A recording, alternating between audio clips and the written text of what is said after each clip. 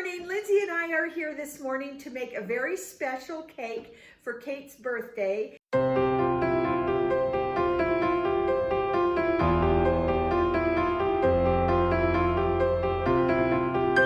are making a cake that my good friend Nicole first taught me to make, and it's a little bit interesting and tricky, but is absolutely the best coconut cake ever in the whole world. So thank you, Nicole. And so there are a couple of little tricky things about this cake, and we're going to start off with going ahead and buttering our cake tins and getting the rounds put in of parchment. And then we also have two types of coconut. We've got a regular shredded coconut that goes in the cake, and then we've got the coconut that is more like coconut strips or coconut chips that need to be toasted. So while Lindsay gets the parchment and the buttering done on the tins, I'm going to get the coconut ready to toast. So while Lindsay is doing that, I'm going to talk to you about this coconut cake flavoring. Now, this is really quite an adventure because it really is a type of alcohol called Southern Comfort.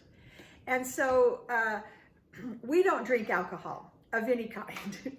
And so, but it's a unique flavor that is really important for this cake. And so what we do is we buy the alcohol and then we burn off all the alcohol. So if you are someone that drinks alcohol, of course you don't have to burn the alcohol off, but this is what we do and we like it that way. Okay, so these are ready, and so we'll set those to the side, and it's time to move on to the next thing. Now, while we're at this, we are going to do a little bit of a comparison between Kitchenaid and a Bosch mixer, and that's what mine is a Bosch. I have, in my lifetime, I have owned 3 Kitchenaids and this one Bosch, and I know everybody loves Kitchenaid, and all of the big chefs on TV, they're all about Kitchenaid. Kitchenaid probably pays them. Anyway, I choose Bosch.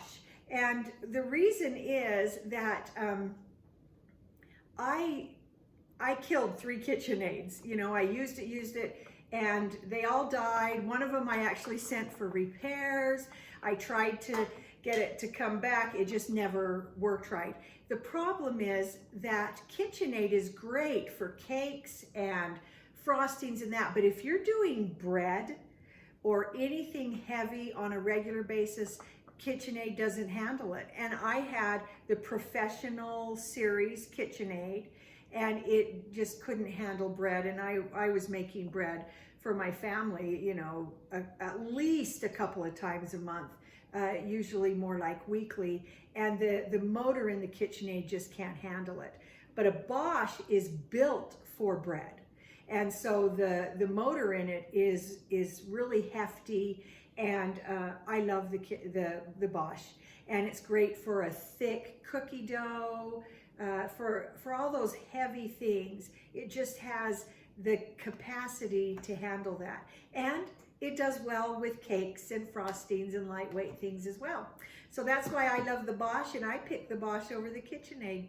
So I'm sure, please make comments below. There are probably a lot of you out there that absolutely disagree. Well, that's okay, right? We can disagree. And, but you can make comments below about, you know, what you think. And if you have found a way to use a Kitchenaid for bread, make sure you comment below. Okay, should we get started? Yeah. Okay, that's a lot of talking. Just before we actually get going with the recipe, we'd like to ask you to subscribe to the channel that you're on right now. And comment and share and ring the bell and do all of those things that help boost our channel, because we have very specific purposes for doing this. And so we'd like to have you join our subscriber team and be with us. Okay, so now I've got to get Nicole's recipe out where I can see it. and we're going to just get going. So the first thing we're going to do is put in the, it takes a lot of butter. This cake is delicious, but it's not, probably not on anyone's diet. Okay, so we only have it once a year for a specific person's birthday. That's true. So once a year. So our oven is preheated to 350, and then we are going all three of to. These? Am I doing all three of these? Yeah, you're going to put in. Two? Sorry. Two. Oh, we need two. I am trying to see. Okay, so it says using an electric mixer, beat the sugar and butter at medium speed, okay? And it says to scrape down the side of the bowl periodically, and we're actually going to beat that for 3 to 4 minutes. Okay, so 2 and 3, okay. And while you're doing that, I am going to put aside, okay, and then I'm going to measure into this extra bowl. I'm going to measure 2 3/4 cups of flour, and the coconut, some baking powder, and some salt, and just whisk it together and set that aside. You need the flour? So I'm going to use the flour, yeah. And we're supposed to mix this and scrape the sides? Yeah. Okay. Oh, but you use the, that's for bread. Oh. So Lindsay's going to use the whiskey beaters.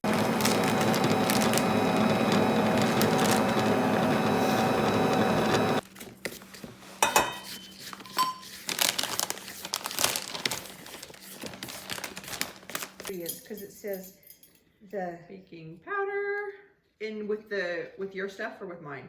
Mine. This recipe calls for cake flour, and we just have all-purpose flour. And so to turn all-purpose flour into cake flour, you just add 2 tablespoons of cornstarch to each cup of flour. So we've got 2 cups of flour, a little over 2 cups. So we're going to add 4 tablespoons of cornstarch to our flour mixture right now, so that we can convert our regular all-purpose flour into cake flour. Now this actually has to beat for 3 to 4 minutes. It's got to be really smooth and look pretty. Okay.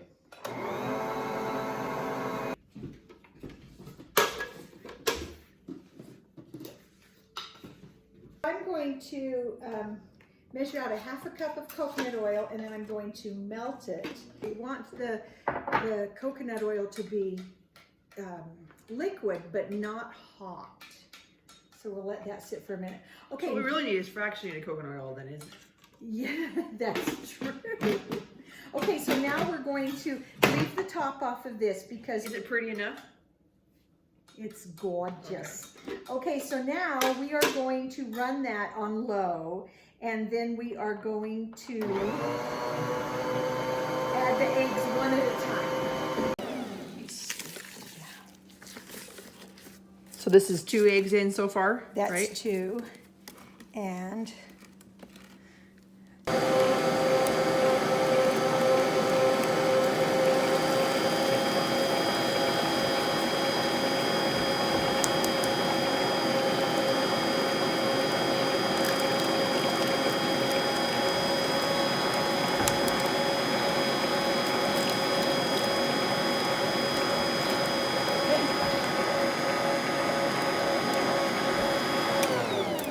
So when you put your eggs in, you want to make sure they're at room temperature so that they'll blend better. And then when that looks, it actually takes on a real pretty light yellow color. It looks really nice. And then we're going to beat that, and then we'll add in the oil gradually. Okay. I'm just going to drizzle it.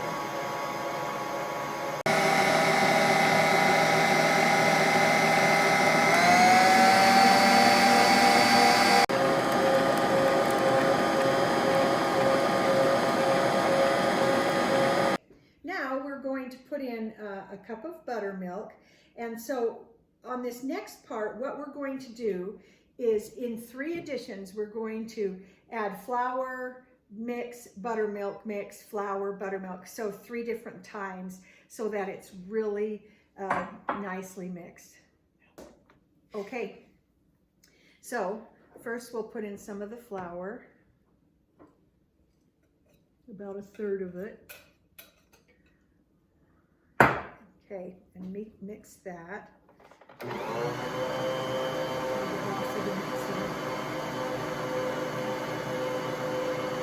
then we'll add a little bit of the buttermilk, about 1/3 cup.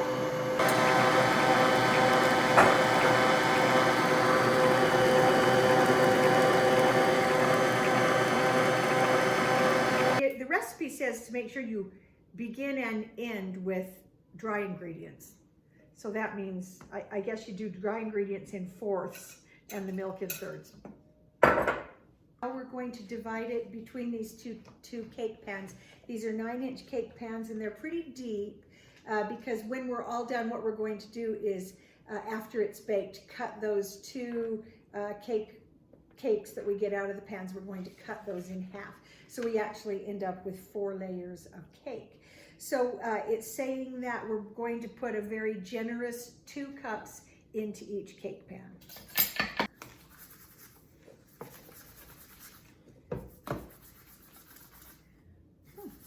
Okay, so we're smoothing out the tops here with this offset spatula, and then we'll put them in the oven and get them baking, and then we'll be back. It's the kind of coconut you want, sort of a fine, thin flake. And we're actually going to dump that out onto a cookie sheet. And then we're going to brown it. So we're going to bake it at 350 for several minutes and keep a close eye on it. Now here are our finished cakes. They're nice and golden and they're cooled completely. So now what we're going to do is remove them from the pans, and we're going to cut them in half.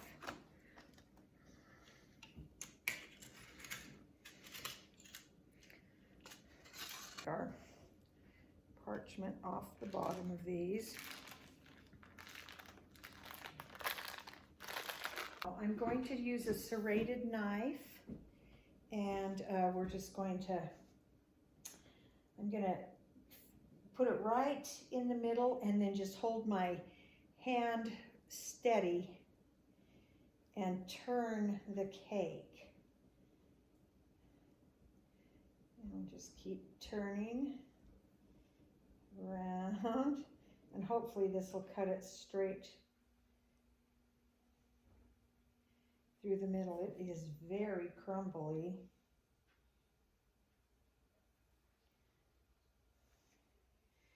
Okay, so I think what I'm going to do,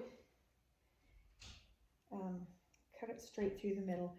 What I'm going to do is kind of hang on to all these crumbs that are coming off, and then I can mix them with some of the frosting and start to fill in some of the places that are a little uneven. All right, it's time to make the frosting.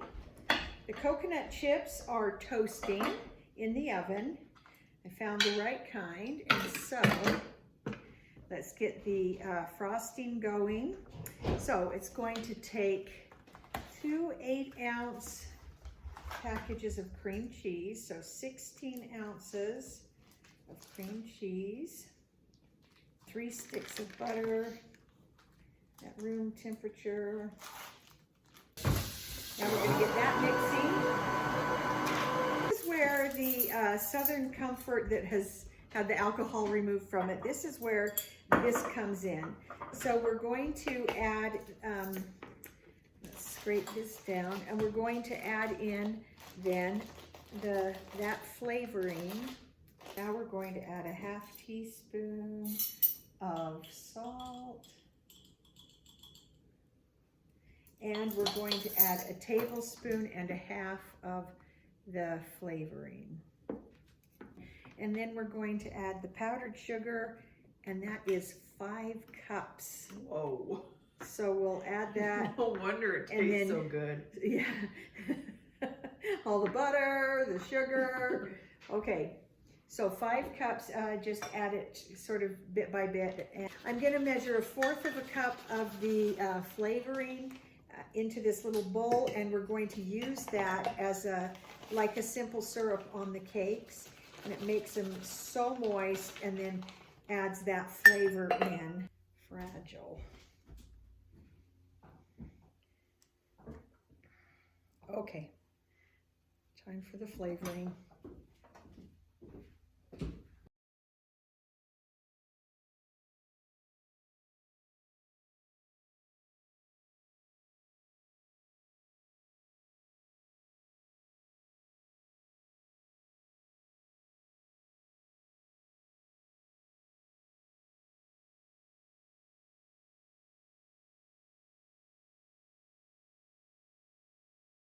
We're finishing out the cake. We're going all the way around.